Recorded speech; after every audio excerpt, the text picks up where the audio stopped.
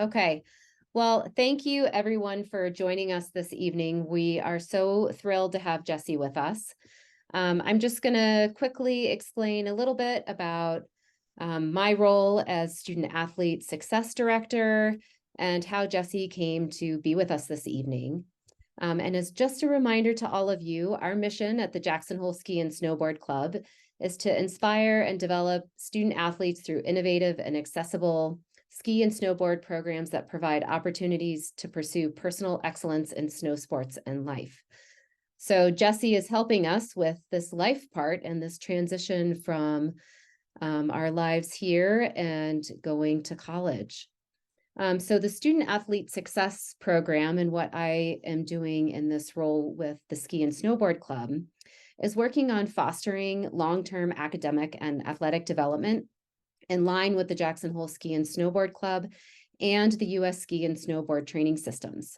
So I offer three main areas. The first one is student athlete development in the academic sphere. So that encompasses our Learning Collaborative, which is for full-time online students, as well as the Success Program, which is when your kids go off and travel. I check in with your kids. I work with our school partners to make sure everyone is happy and students are getting their work done and teachers are getting everything they need. We do a little bit of standardized test prep and educational planning for all grades. The second thing I work on is what you are joining this evening. So that's the Parent Speaker Series. We have a lot of great events like this. We do events online, and we also do lots of events that are in person, generally at the Snow King Lodge Room. And this is just to help educate and promote what we're doing at the club and also improve outcomes across our club as a whole. And lastly, we have student athlete wellness. So that encompasses our injury and concussion protocol and also injury and concussion reintegration into the club. So that's kind of how my role works here at the club.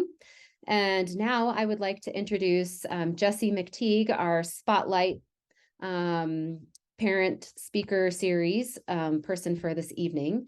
Jessie is an independent college counselor who grew up ski racing, attending Burke Mountain Academy, and then captained Dartmouth's NCAA women's alpine team. So she's got lots of experience in this area. She's been an educator in ski academies and independent schools in Colorado, Vermont, and California before she earned her master's in school leadership. And after being in the education world for 18 years, she's taken a shift and now is working as an independent college counselor with a very special place in her heart for competitive skiers and wants to help your kids make that transition into skiing in whatever college pathway is best for them. She's also written 2 articles which are published, which I'm sure you've seen shared in our Student Athlete Success newsletter. They're also online on our website. I encourage you to go to our website to the Student Athlete Success tab. We have loads of great information. Jessie's profile is on there along with her articles. So Jessie, I'd like to welcome you and thank you so much for being here this evening. And we can't wait to hear what you have to share with us. So I am going to start just with a little backstory about me and why I'm doing this and what I know and what I don't know. The latter is far more vast than the former, but like many of you, I spend a lot of time on the side of race hills. I know we do have some Nordic parents out there too.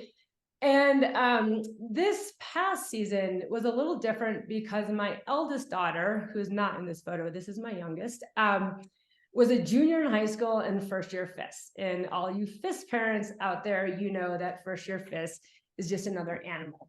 And it was just the first time some of these questions were surfacing about pathways past high school. Where does this lead? How do we get there?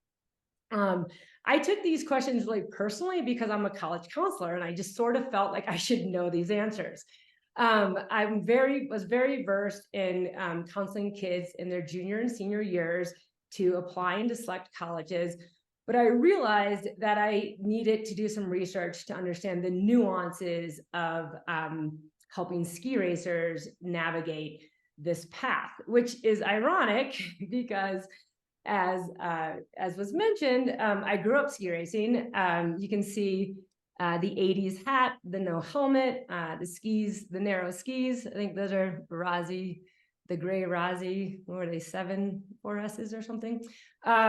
And I skied for Dartmouth College. Again, those are slalom pants. The kids don't know what those are these days, but you can see the fluorescent pink. So I also have a peer group of parents who skied a similar path as I did. And we were just sort of astounded that if we didn't know these answers to a lot of the questions that were being posed, and we had lived this journey, then who did? So some of the questions that I would hear was the basic, what schools have NCAA teams? Why are there Division 3, 2, and 1 teams all racing together? I literally had this conversation with my friend who skied for Middlebury, that was Division 3, and I skied for Dartmouth, that was Division 1, and we couldn't answer that question. How many spots are there? Like, DU seems to carry 6 kids, Dartmouth seems to carry 12. How many spots even exist? What is the age eligibility? It seems like kids take years off and there's 21-year-old freshmen. How does this work in ski racing? And then how should kids approach this whole recruitment process? When should they talk to coaches and how does this work? So I got super curious, obviously, because I work with ski racers. And so I wanted to find out this information. I wanted to call coaches, but I didn't feel I could just like call them and be like, hey, I'm a college counselor. Can I take a half an hour of your time?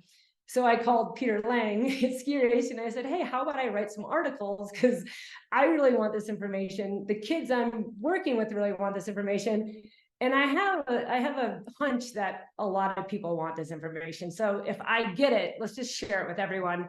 And then now I have a reason to call these college coaches and talk to them. So it was a win-win. So the first thing I'm going to talk about is the pathways. Oops. Let's see. Okay. So the post-secondary pathways, the US ski team, NCAA skiing, USCSA skiing, and then obviously a whole other conversation is kind of the postgraduate programs. USSS, United States Ski and Snowboard, with NCAA and USCSA, they have a collegiate task force, and they've put together a pathways document that I think is in your guys' resources, and you can just go, I have a link to it. But they're doing some work to try to make this more transparent. But what I'm going to focus on is the NCAA and the USCSA pathways. And so the first issue that came about for juniors and seniors is this misalignment between the standard college application timeline and the FIS development timeline. So the crux of this is that students, if they want to go their junior, senior year and go right to college and ski, they really need to be in a place to talk to college coaches their junior spring. But parents of FIS racers know that if you're on the younger side, your junior spring, you haven't even finished your first FIS season. And if you're on the older side, you're about to finish your second FIS season. So there becomes this challenge of trying to talk to these NCAA college coaches without a skier FIS profile that matches your ability. So this slide, I'm just trying to show like the college application timeline in a perfect world, and then the challenges posed by the development timeline of a FIS skier. It's a very rare athlete that has the point profile, especially in the men after 1 or 2 years of FIS. It might be different with Nordic because they don't have the same challenges of starting with ruts and that type of thing to get their point profile where it needs to be. So that was a challenge that became evident pretty quickly. The other issue that exasperates this is the NCAA age exception. And this age exception is only valid for men's ice hockey and men's and women's skiing, where your eligibility clock can start as late as your 21st birthday. So again, this just poses a challenge for an 18-year-old senior who's graduating, who's fighting for spots on a team against 21-year-olds. This is just a screenshot from an NCAA PDF. And so you can see here, all sports, most sports, you get a 12-month grace period before your eligibility clock starts. Men's ice hockey and men's and women's skiing, you have until your 21st birthday, and then tennis only has 6 months. So these are just issues in our sport that exist and that are worth knowing about early so that you can plan to navigate them. So a lot of people are trying to change this. There's a whole conversation about using college for development. I'm not going to get into that. But Peter Dodge, he's kind of like, I don't know if you're familiar with some of the legendary coaches of NCAA skiing. Peter Dodge was the Dartmouth coach for 30 years, one of the longest standing coaches in the NCAA besides Richard Rokos, who is the legendary coach from CU Boulder. And he wrote, this is from an article I wrote, but he also wrote a great piece that I have a link to just about how he would like to see NCAA skiing change. And when I spoke with him, he said, many would like to see the exception eliminated with the eligibility clock starting 1 year after high school graduation, as in most other NCAA sports, and take younger skiers. However, given the rules and to be competitive, it is more advantageous to take more mature athletes who have taken 1 or 2 PG years. So again, this is just knowledge and planning to be realistic in a timeline for a student if their goal is to ski NCAA.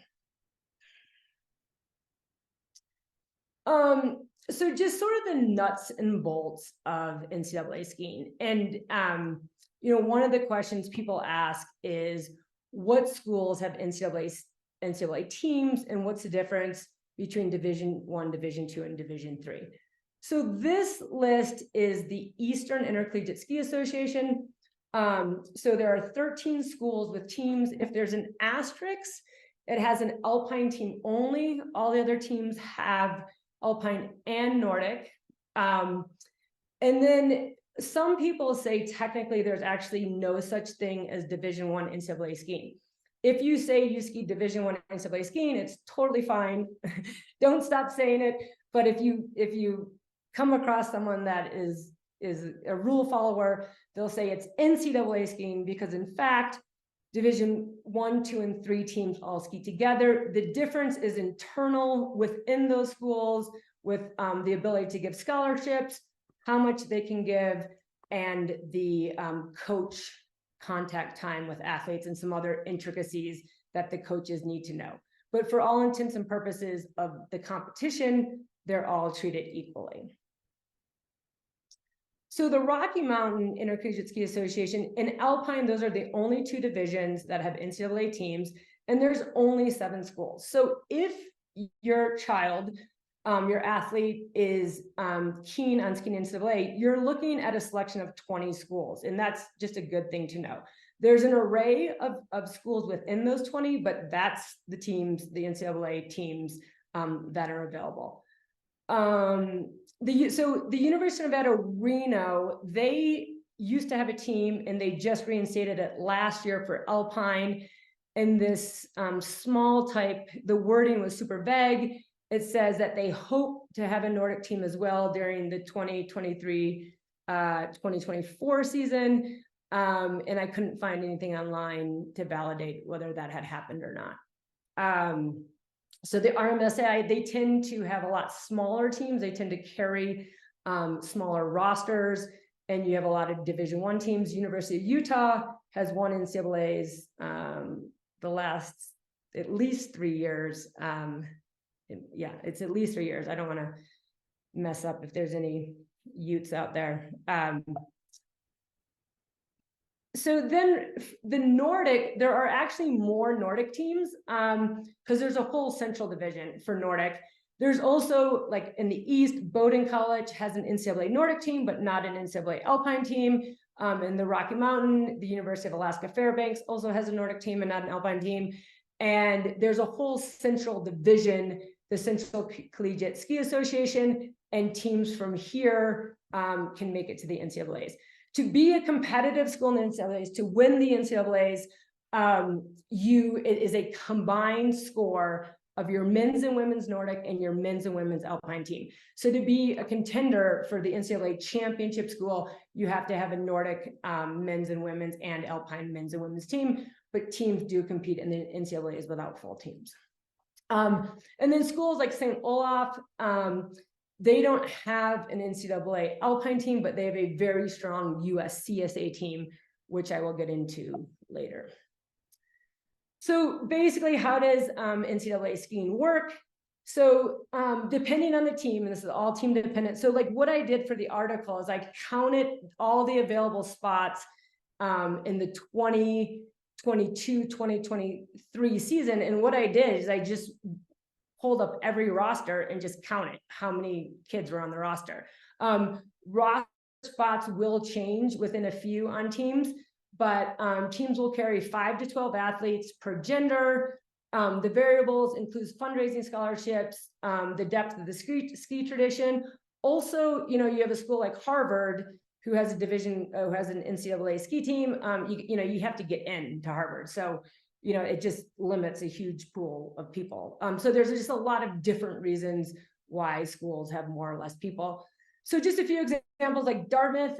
Dartmouth is Division I, which technically means it should be able to give scholarships, but they also have to adhere to the other leagues that they're a part of. So it's also an Ivy League school, which doesn't give scholarships for sports. It only gives need-based financial aid. So they can't give money, but they have a very committed alumni group that gives extra money to the ski team. So they can carry 12 people because they have extra funds and all the travel and all of those type of things. DU, on the other hand, they carry a tight roster. I think right now there's 5 women on the roster. I don't know if that's due to an injury, and 6 men. And when I talked to Jonas, he basically said, we want to keep it tight. You can only enter 6 kids in a race, only 3 count.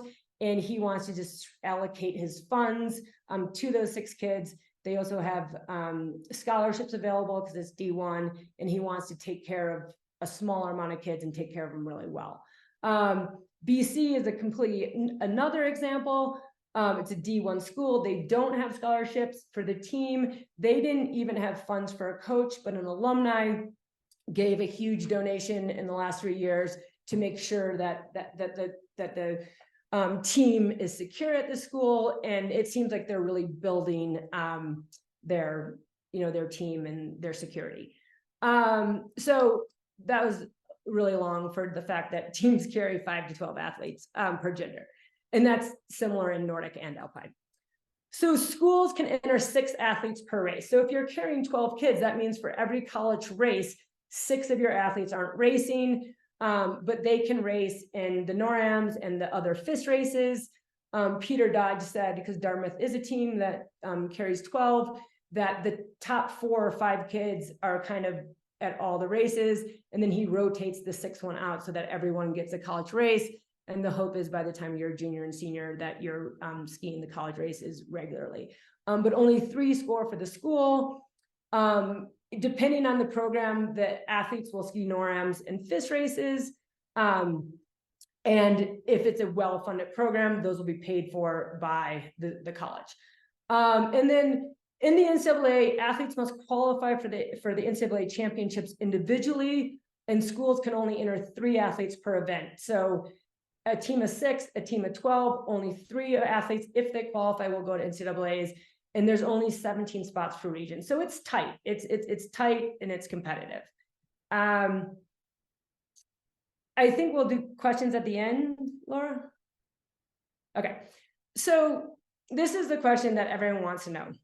What does it take to ski in the NCAA? So I should really learn to make a spreadsheet, but this is just basically, I'll explain this to you. What we did is we had a few glasses of wine, and then we looked up ski team rosters and just looked at the roster, looked up those kids on the FIS app, looked at their points, and kind of started putting together some data. So I tried to pick an array of schools here that would show kind of the diversity of like the teams on the NCAA. So Dartmouth, on their roster, they have 10 men. 6 of the 10 are from the US. A lot of the non-US skiers are Canadian, was the most, and then Norwegian. And then obviously you have some Swedes and stuff, not necessarily in Dartmouth, but throughout. So Dartmouth, there were 10 men spots for this roster year, which is the 2023-2024. 6 of those 10s were US. The lowest slalom points were 26. The lowest GS points were 26. The highest slalom points were 43. Highest GS points were 42. The women had 11 rostered spots. 10 of the 11 were American. Lowest slalom were 21. Lowest GS was 20. Highest slalom 68. Highest GS 59.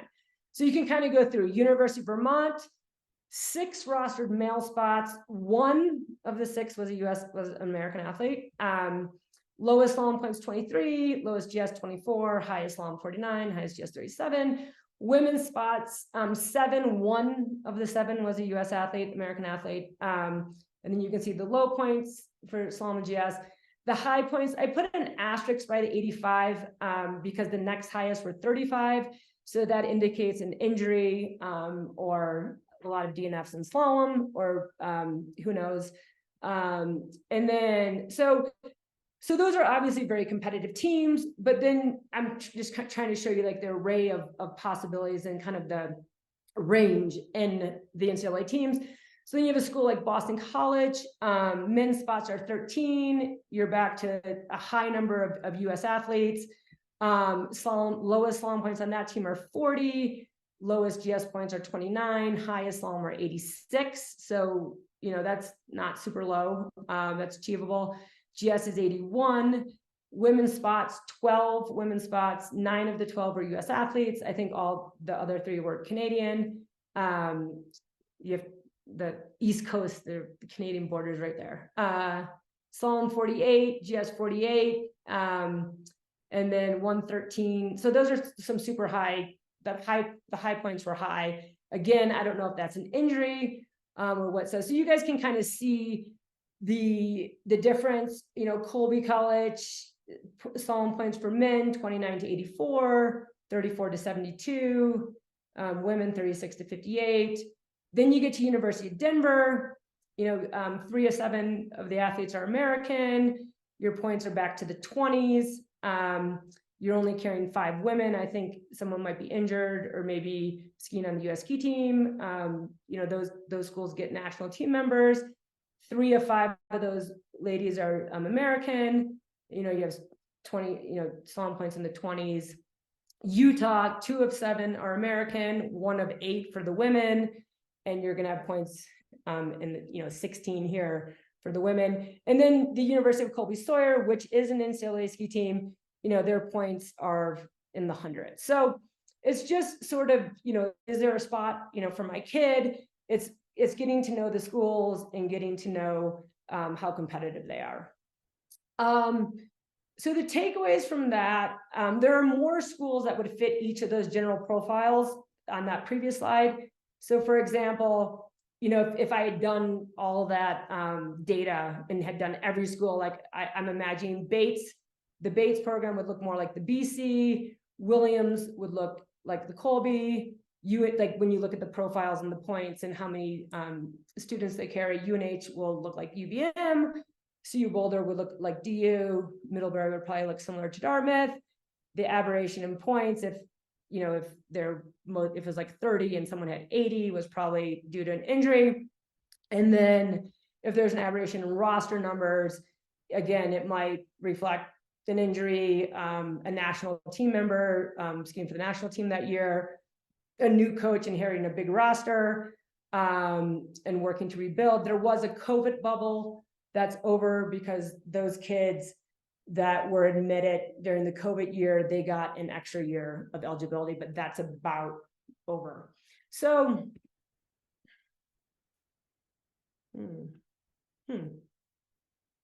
jammed. I can't get it to go. Oh, I haven't tried this. Okay.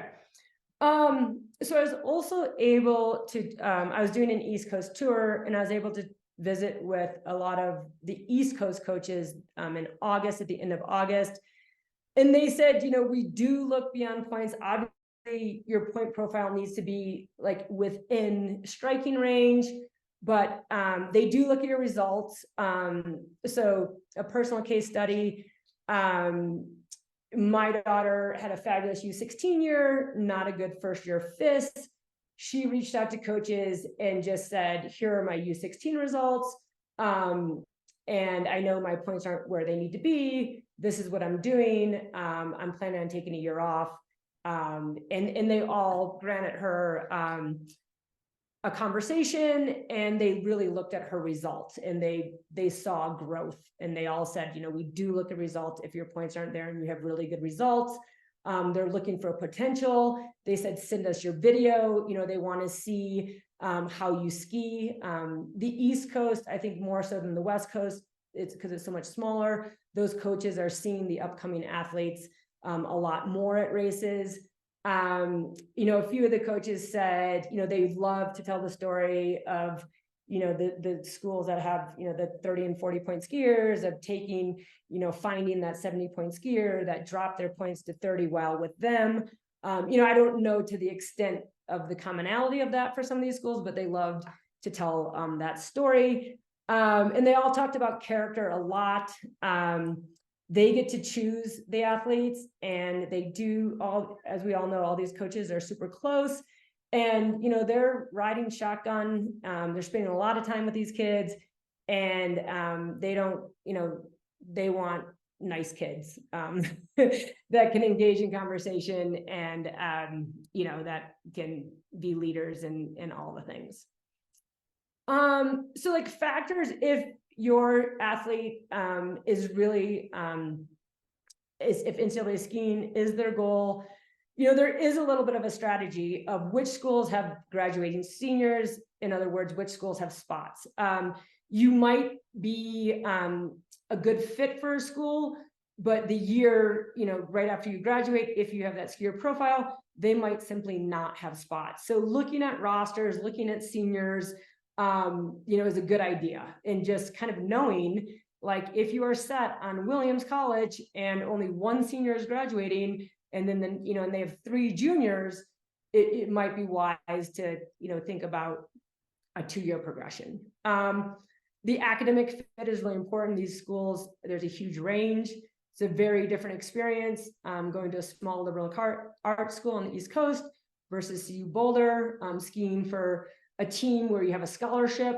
They're just different experiences, and it's worth kind of understanding what those experiences would be like.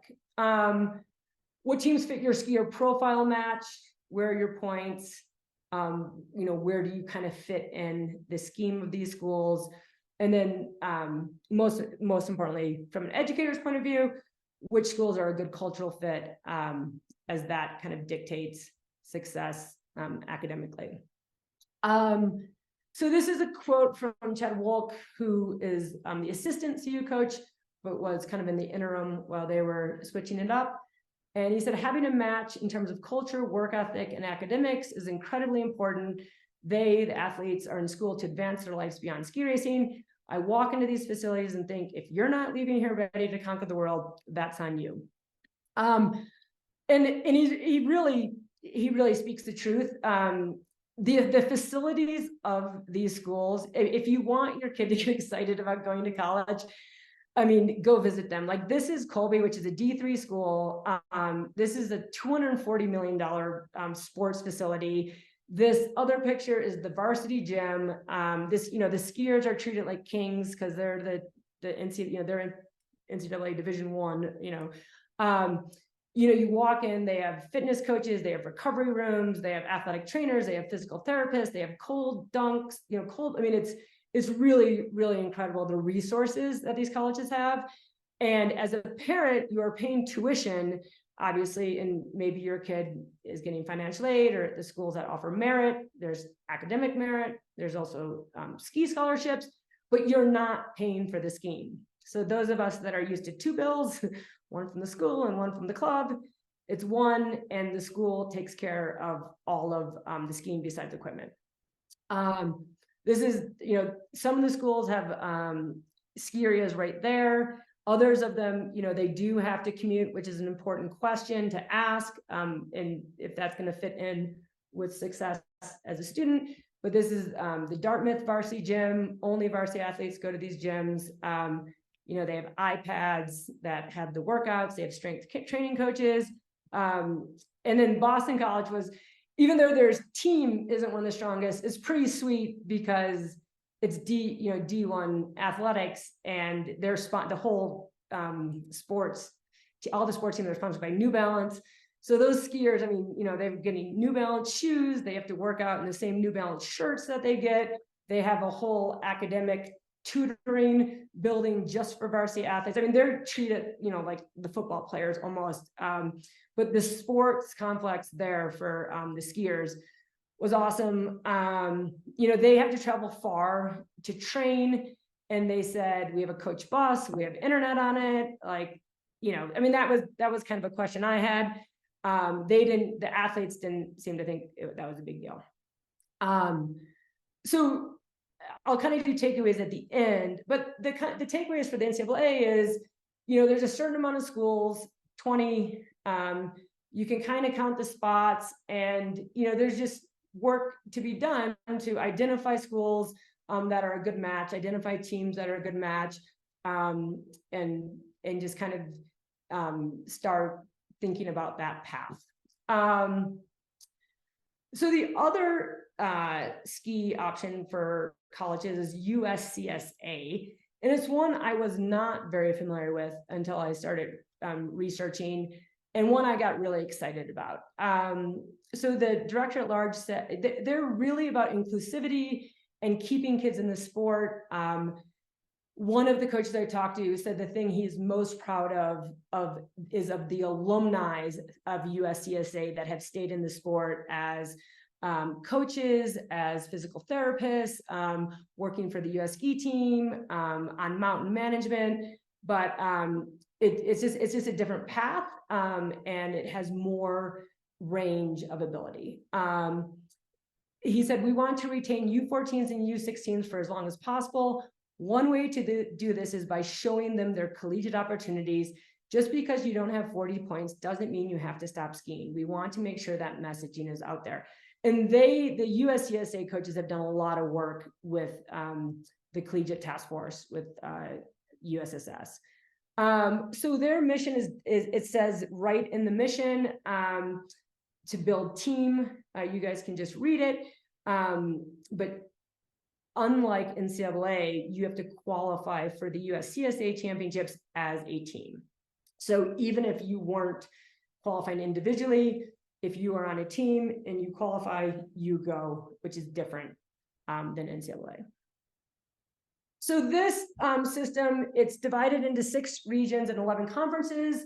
And then some conferences have multiple divisions. The McConnell region in the East is known as one of the most competitive.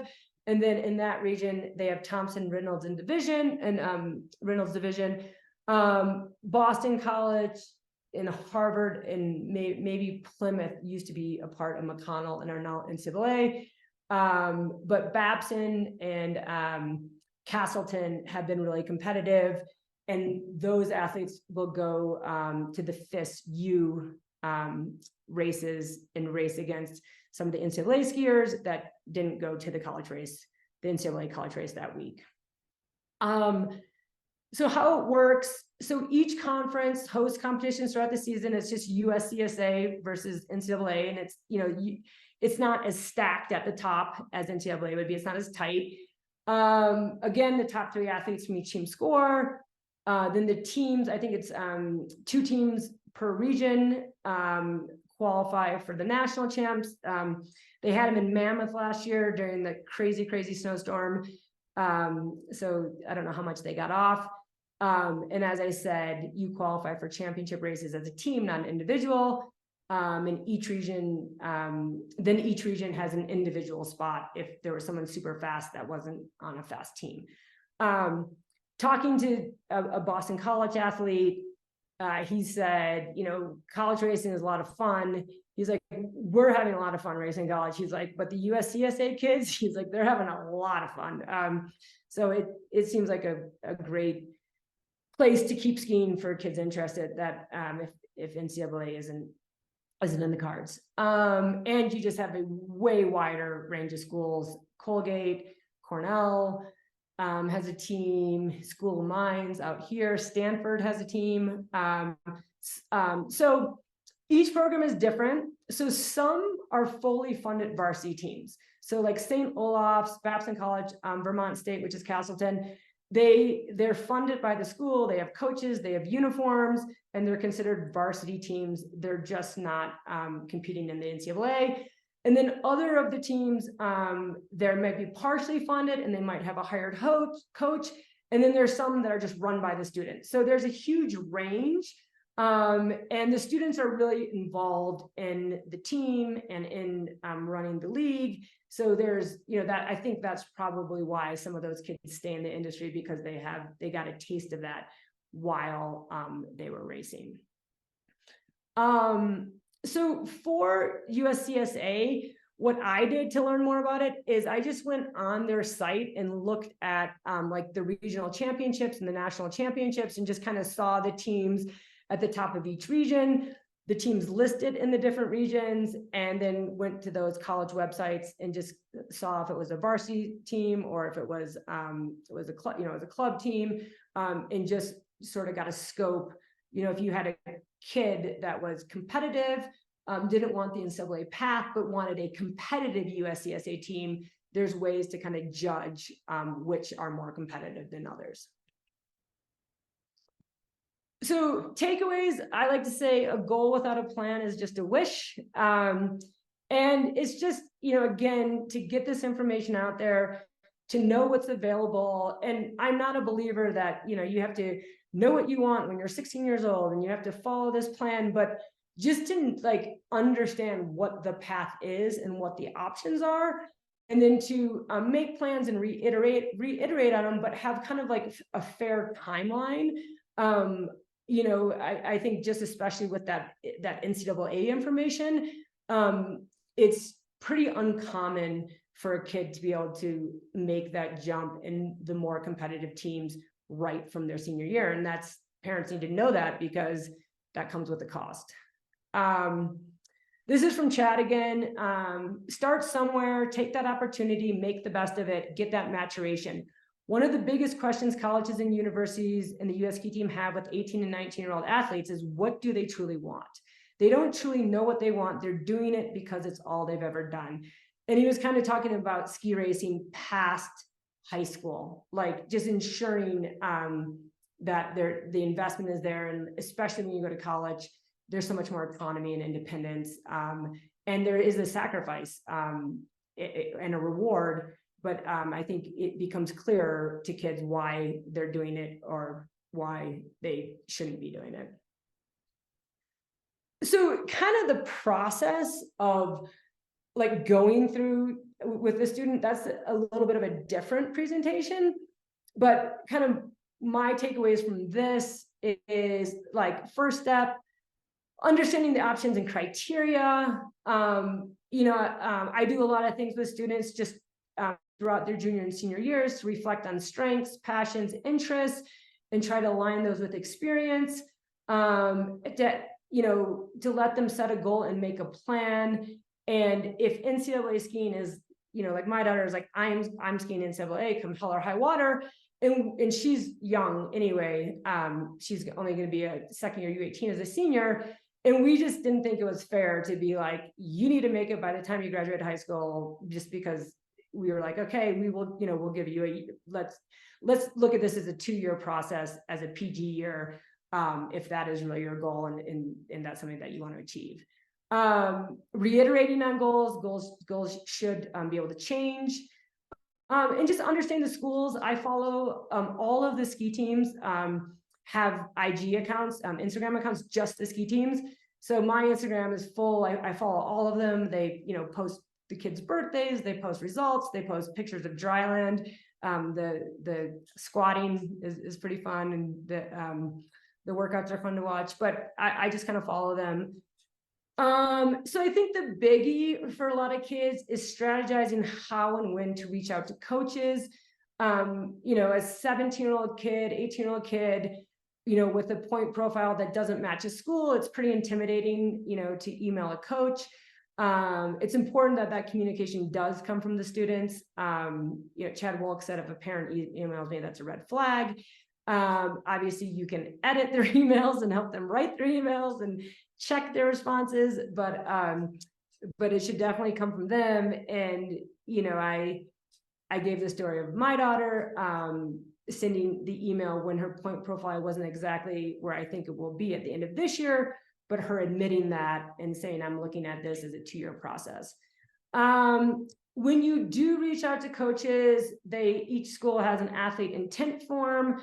And if you are kind of within striking distance, I call it like if you're a prospective recruit, everyone, you know, says if you're a recruit, you'll know it, especially for like CU, DU, Utah, those schools. But the coaches will offer to do a transcript pre-read. So like for a school that's harder to get into, like BC or Dartmouth or even, I mean, Colby's admit right now is like 9% or something crazy. The coaches will send it to the admissions, and they'll do a pre-read of like kind of what are your chances of getting in on your own, because the coaches can give a nudge to a certain amount of kids, but if you can get on your own, they want to give that nudge to someone that can't, and then they get too scared. So there is a little bit of a strategy, especially if the kid is in the place to apply ED, which means you have to have your profile, your FIS profile in a place, because ED means you are gonna go, and that helps the college yield, and the coach knows that you're gonna commit to them. So there is a little bit of strategy around that, and there's ED1 and there's ED2 and some things like that. And then you can follow me too if you want. Oh wait, what happened to? I missed the last one. Sorry of that last. Oh yeah, application strategy. So the resources, the US Ski Team, NCAA, USCSA Pathways doc, it's on the collegiate path. I think you guys have it on your Jackson Hole resources. There's a US Skiing Snowboard Zoom session October 24th that I thought was really interesting. And they are going to do a presentation on ski and snowboard pathways after high school. I'm planning on attending and actually writing about that because I'm super interested in what comes out of that. Here are some ski racing media articles that I wrote, and then the future of NCAA skiing and athlete development. Peter Dodge wrote that. I like to follow teams and schools on IG. The USCSA website, if you're interested in USCSA as a pathway, it's a great resource. If you were to read one book on college admissions, my favorite right now is Who Gets In and Why by Jeffrey Salingo. And then I also have an Instagram account. This is the announcement from it's USCSA and NCAA. I'm sure you guys all got this about their Zoom. So if you want more info, and then this is what I'm all about in my contact. And that is all I got, but I'm happy to take questions. Awesome. Thank you so much, Jessie. I am sure all of you are just kind of head spinning. It was so much great information. If everyone wants to, if you can type out your questions in the chat, I will help moderate those questions. And maybe I'll start off with a first question, which is, Jessie, in one of your slides, you mentioned a video. Can you share a little bit about what that should be for an alpine and Nordic skier? Oh yeah, it's a great question. I mean, at that point, your athlete is likely talking to the coach if they're sending them video. I mean, these kids are so good at making edits. But you know, and this is a great question for your coaches. And one of the other pieces of advice I give athletes is like, let your coach know your goal. Like, it really helps your coach know if you're like, I want to ski NCAA, like that is my goal. and they can help you a lot. You know, a lot of our coaches are used to coach with these coaches. They want to see your technique. They want to see your form. You know, so like the cool to the beat of the, you know, music of the 2-second, you know, edits that the kids do, like something that's going to show substantially like where you are fundamentally as a skier. So maybe a little bit more edits on steeps, on flats, GS slalom. But you know, this is a great way to involve your coaches as well. But and also, you know, ask the college coach. But in general, they want to see who you are as a fundamentally. Awesome. Thank you for sharing that.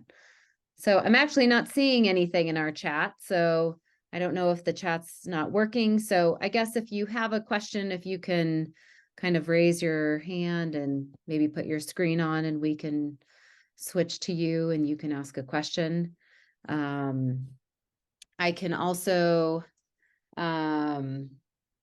I think I had, well, that was one of my main questions, but okay. So does anyone else have a question they'd like to ask Jessie while she's with us?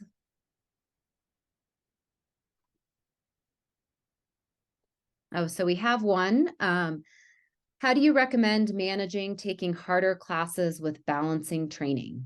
Oh God, such a good question. Oh, so I sent Laura, I sent you my skier timeline. So it's such a great question, especially if you're shooting for some of those highly selective schools, and I'm struggling with this in my own house right now. But the standard, the saying, and the Jeffrey Slingo, who gets in a Y, is the most important piece of a college application, if you're not a recruit skier, is your transcript. And they want to see academic rigor and academic merit, which is distinguished from academic achievement, and perseverance and grit. And they want to see hard classes, and you need to take them if you're going to those highly selective schools. So what, you know, this is just a situation where, you know, you have to understand the school or the club and the level of academics.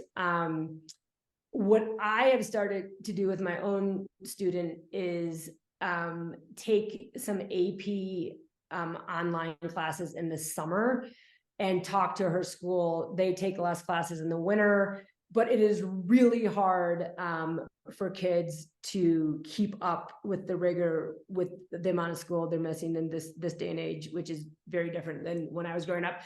So I always, I like to meet with kids, you know, kind of starting their sophomore year, and start, like, the kids have to start using that summer. The schools have to let them take vetted online.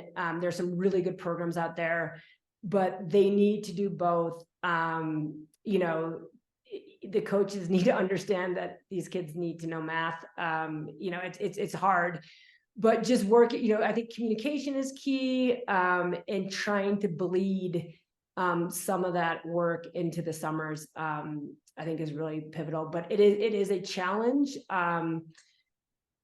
And on the application, the Common App, there's a place for additional information that I encourage skiers to give kind of some context. And most college counselors will send something home called a parent brag sheet. And if they don't, just email them, because in that counselor letter, in that counselor rec, there should be context. And, you know, that's something that ski clubs can manage. I can talk to you about how to do that, Laura, but that needs to be in the application and understood about the amount of school. And if you have a number of days, and specific example of the students advocacy, you know, it's another challenge that we just have to continue to navigate, but the kids do need the rigorous classes. Right. So for all of the parents that might have younger children, just to share a little bit about that, we do, the Jackson Hole High School does allow for summer online courses that are not in their regular year catalog. So unfortunately, you can't take a core like math, English, or something like that, but you can take a number of other classes that either fit in electives, or there are sometimes a couple science options that you can take over the summer. And we have had great success with that. We have students who do take those courses. You will be hearing from me about that. And we can talk about what those options are for the high school and generally what they approve. But we do have that as part of our plan here to help your students maximize both academics and athletics during the ski and the ski season.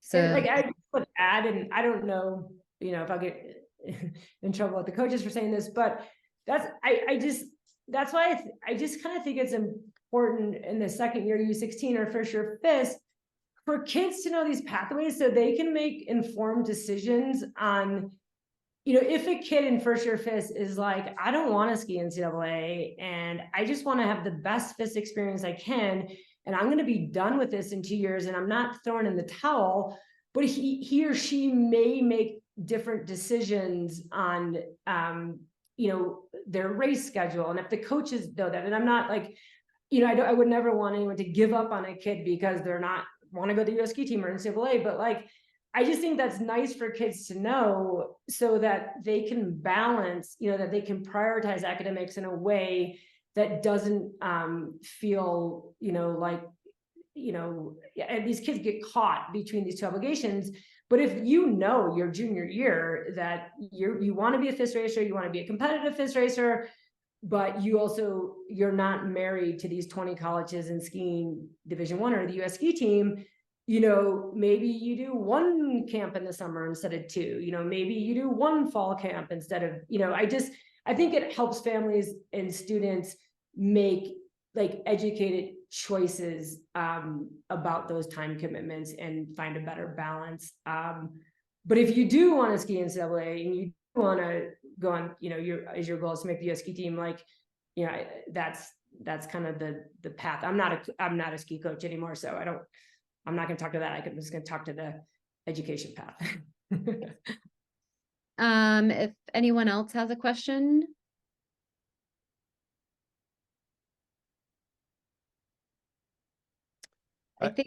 This is Greg Poduska. I'm not completely sure how to ask this question concisely, but so how do we, as I'm a parent of a junior, how do we know what schools will have how many slots available if our child were to be going not next year, but the following year as a freshman, or do they need to take some time off? How do we figure out? Do we just look at rosters, or do we need to be have my daughter or my wife or myself communicating with coaches? How do we make those determinations? What schools we look at versus what schools we need to either put on the back burner or skip? Or it's a great question. Like, I would love, as part of that collegiate task force, if I had a data team, I would want to send us just a Google Doc out to every coach, at the beginning of every year and just aggregate data about this. But, there's not that many schools. And when you look at the 20 schools and you kind of say, these are the 8 that we're interested in, it's not that hard to go on those rosters. It would be nice to get like a committee of parents from, and kind of start aggregating this data. Keely, you're on this call, right? I think. Yeah. So, Lauren, your coach at a camp, she was one of the first ones. She just went on and made a spreadsheet and basically found that the average points of every school. And she gave it, I was like, Lauren, you should sell this. When my kids were little and I was college counseling, I was interested in the data. And she just went on it, and I was like, oh gosh, we need to get this data out there. So kind of the long-winded answer to your question is, you just have to, right now, there's no central, I wish there was a central data for this, just a spreadsheet. So I've collected a lot of data. I'm more than willing to share it with people. If anyone collects data, you can share it. But at this point, it's going on the websites of the schools you're interested in. And then when you are at that place, which would be more your junior year, it'd be a little premature to start talking to coaches sophomore year, just because they have no idea at that point, unless, your kid's first NORAM, they're, top 20 or whatever. But, it's going on. It's just going, I mean, you can just Google like, Middlebury ski team roster, and you don't have to go to the website, it comes right up. But yeah, that's kind of the only way I know right now. Thanks, Jesse. So, Greg, right, well, I guess for everyone on this call, so Jesse had compiled some of that data with the scores and the coaches and everything else. For alpine athletes and families, in general, we've been this year in touch with most of the coaches. We have a point range and kind of some basic information. So if you would like to have a copy of that, you can feel free to reach out to me. It's lpaul@jhskiclub.org, or, reach out via phone or however you'd like to. For Nordic, that is on our menu to work on this fall. So be on the lookout for that. We will, that is on our radar to put together. And yeah, so Jesse, I did have another parent ask me a question outside of this, but relevant to you. What would you say to kids either that are in their senior year or in their PG year? Do you recommend that they apply to schools as a high school senior and then take a PG year? Should they take their PG year and then apply? Either one. And then if they are in that zone right now of being senior year or in a PG year, kind of what should their path look like? Yeah, another great question. And that actually came up, that's an issue right now with my daughter, and then it came up with the college coaches. So basically, they said apply, because the best case scenario is you get into where you want to go. The coach is like, I have a spot for you next year, you're in, and then you can defer. But, they said you can apply as many times as you want, so here's like a case scenario. So let's say, like right now, you really like Colby, you want to ski for Colby, you're not quite there. The coach is probably not going to help you ED. You can still apply ED and get in, and then you have to go. But you might wait to your December results. If they're a little better, maybe you apply ED2, maybe you just apply regular, hope you get in. But maybe you have a spectacular spring and all of a sudden your points are 40. And then the coach is like, hey, you tried to get in, you didn't. I got you on my list for ED1 next fall, which is a pretty high chance of getting in if the coach is going to flag your application. And so, you tried on your own, didn't work. You got your skier profile ready to go. Now the coach is going to give you enough. You're taking a year off anyway. And then, that whole ED thing is for those more competitive colleges is pretty helpful. For kids that, as the first person asked, have made some academic sacrifices. But so I would say, yes, apply. And there's, of course you're going to apply to schools you can get into, so you will have gotten into schools. The college counselors and the teachers also really like it if you apply during your senior year, because you're fresh, they write the recommendations, they have everything together for you. And then if you apply again, they just have to update them, but they're less likely to write it if you're not applying. So that works. Oh, but to that first question of the academic credibility, one of the things every coach said from every school and every coach I've talked to is they said the ski team has the highest GPA at the school of any sports team. And the kids have said both at St. Lawrence when we visited and at BC, I asked the kids from ski academies if they thought they were prepared academically. And they said, we know how to grind, and that's what you have to do in college. And they said, we're so used to missing school and having to advocate for ourselves that we have this independence that other college, freshmen and sophomores don't have.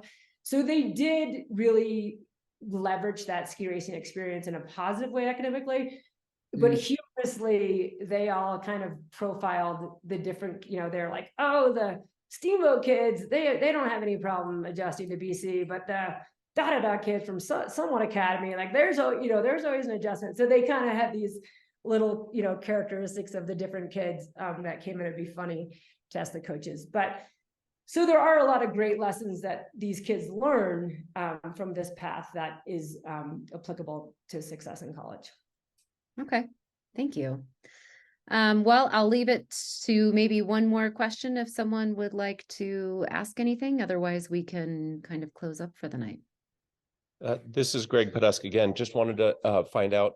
So when the time is right, it's after junior nationals in the spring. My daughter is a junior this year.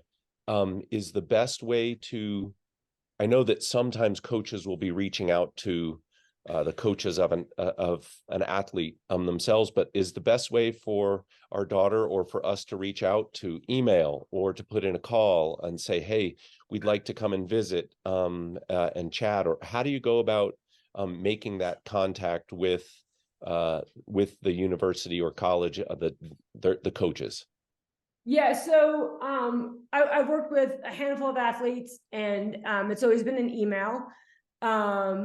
And I've worked with athletes in editing. I'm thinking of 3 athletes specifically of kind of editing that email. You want to, and I can give some example. I can send some example emails. But basically, you're just making an introduction. You're giving your points, your GPA. You're highlighting any highlights. If you've been invited to an NDG camp, if top 3s at podiums, top 10s, whatever it is at certain races, how your year went, your goals, and then I'm interested in the school, I'm coming to visit, in this window, can we meet? So we sent that out to 7 coaches, and 6 of the 7 granted an interview. One who is kind of notorious for this just said, you're not where you need to be, get your points down and give me a call in the spring, which, you got to appreciate that coach's honesty. So I will say my takeaway with working with some of these, or just talking to these coaches, is they're really honest. They'll give it to you straight. They really have the athlete's best interest in mind. This was my feeling from chatting with them. They're like, you want to, the ones I talk to, like kids are going off to the national team for a year, or kids are PGing. They're like, come when you want to come, do what you want to do. We're supporting you. We're here. It was very encouraging how they really seemed to put the athlete's best interest in the first. Awesome. Okay, well, I think that will kind of close us up for the night. Everyone, thank you so much for joining. Most of all, thank you to Jessie for making this presentation and for taking the time to share all of your excellent knowledge and points with us. For everyone who's attended today, I do have some information that will be emailed to you afterwards. If you still have more questions, obviously you've got Jessie's contact information, her JMAC College Counseling website, her Instagram. Just feel free to reach out to her. Again, Jessie, thank you so much for spending part of your evening with us, and thanks to all of you for joining.